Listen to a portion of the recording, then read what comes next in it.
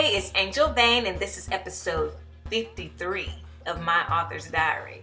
Now, last week I talked to you guys about one of the roadblocks I was running into as I am writing the first draft of The Fallen Hero, and it was about introducing the secondary and tertiary characters into my story and how I was struggling writing some of the scenes because I didn't know them and I didn't know anything about them to even know how they should react in the scene with my main characters. So last week I talked about how I had stumbled upon using personality tests to help me frame up a structure around who the characters could be, and I kind of took you through Julian and Mena and their Myers-Briggs, which I thought was super fun. Now, part 2 of knowing my characters is not just knowing their personality, but understanding what motivates them.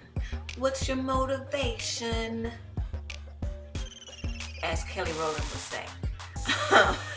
Understanding what the characters want is extremely important to help you figure out how would they engage and interact with other characters in a particular scene.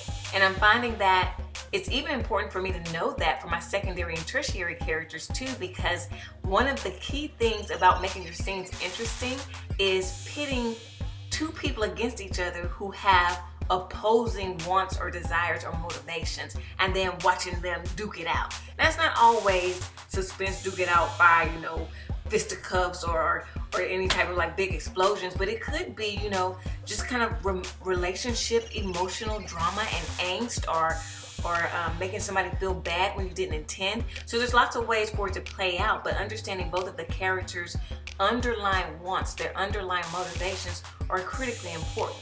So, for example, in The Accidental Hero, at the beginning of the book, I pitted Julian and Mina against each other, right? Because the first scene where they actually interact with each other, Mina has heard that something has gone drastically wrong at her workshop, and she's trying to hightail it back over there to fix the mistake that one of her conservators has made. And so she's all focused on work, but internally her motivation, her want, is to avoid any type of relationships, right? She just went through the stuff with her ex. She's not trying to do any type of serious relationship. Her friend Regina had already told her, hey, that hot security guard Julian, we think that he into you. And she's like, poo-poo, I don't want to hear that. I'm not trying to do nothing with no relationships. Thank you very much. So in contrast, you have Julian, who's been working at the gallery for about a month, and he's been checking Mina out, and he's liking what he sees. And so he's feeling this kind of maybe I should try to get to know this girl. So you have Julian, who wants to try to have a chance to have a relationship with Mina, to get to know her, to try to pursue something like that. And you have Mina that's, I don't want no part of no relationship, and then woof, I put them together in a scene.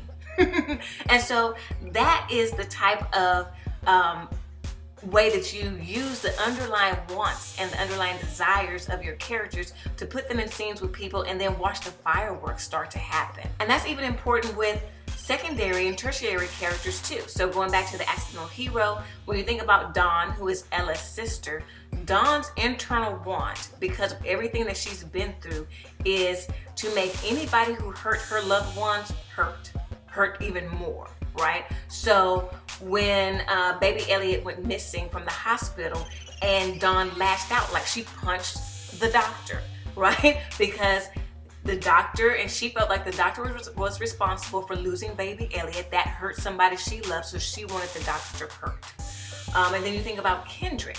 Kendrick is one who was recently promoted to detective at the police department. He is in the shadow of another detective who is considered police royalty, the Francois detectives.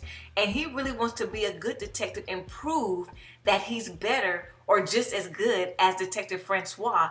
But yet he keeps making missteps, and he's inexperienced, and he makes the wrong choices. But he keeps trying because his ultimate desire is to be a great detective, one that is worthy of the same praise as the Francois detectives. So those are kind of two ways that I brought in their underlying wants of even secondary and tertiary characters into The Accidental Hero to help benefit the book. And the key thing here also to remember is that the want isn't necessarily what the person needs. It is just what they consciously are aware of that they want.